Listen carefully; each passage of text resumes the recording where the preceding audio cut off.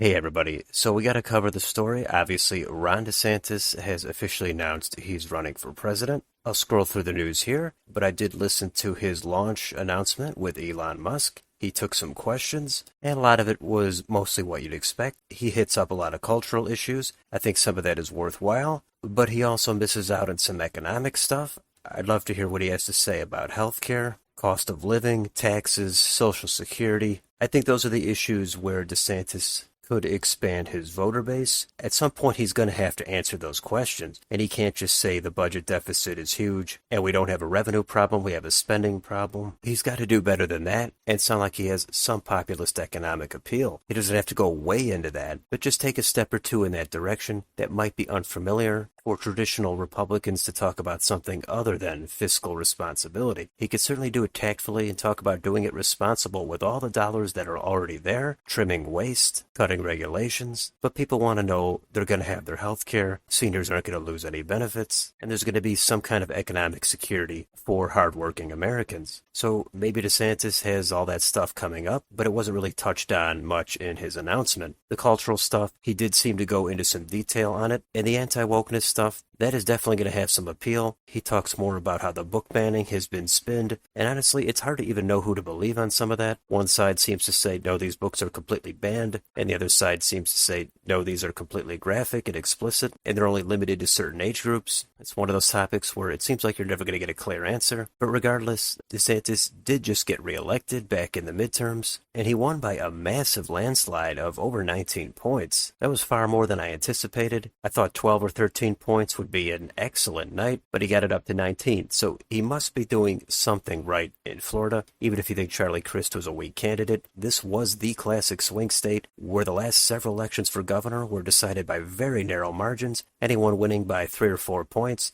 That would seem like a landslide, but to go way over double digits, almost up to 20 points, that's the kind of proven results DeSantis definitely can run on. Now he's on his second term. He's got a whole slew of legislation he can tout. Most of it is going to be to the conservative audience, but he's going to want to get his name recognition up to a lot of the voters in the middle and a lot of the disaffected electorate that really doesn't pay attention to politics. They might start paying a little bit more attention to him for the first time, see what the alternatives are to Trump and Biden. So I don't know how successful he's going to be. We're going to have to find out. One thing people talk about is his lack of charisma, and I get it. He doesn't have a lot of it. I think he has more than none. I think he's above the Al Gore level, but sometimes charisma matters, sometimes it doesn't. Joe Biden, I think he has minimal charisma, and it didn't seem to matter. And comparing the charisma of DeSantis to Trump, of course everybody is going to be behind Trump, but we'll see how he does. He's definitely younger. That might help assuage some voters that are looking for an alternative to somebody that's not in their 70s or 80s. But the other big takeaway from the announcement speech was curiously a lack of Donald Trump. Now, I get it. It's an announcement video. He doesn't want to go on the offensive, but he was asked several questions, and none of them seem to have anything to do with Donald Trump. But there's no question that's the elephant in the room. Trump is clearly leading in every poll, and DeSantis is the definitive underdog. So at some point, he's going to have to get serious and address how he plans to actually win this primary, because he's not going to do it by avoiding mentioning the guy who's leading all the polls. How he's going to go about doing that, we'll have to wait and see over the next several weeks, maybe a couple of months. We'll see how his fundraising goes, who he puts in place to manage his campaign, and any big endorsements he might have.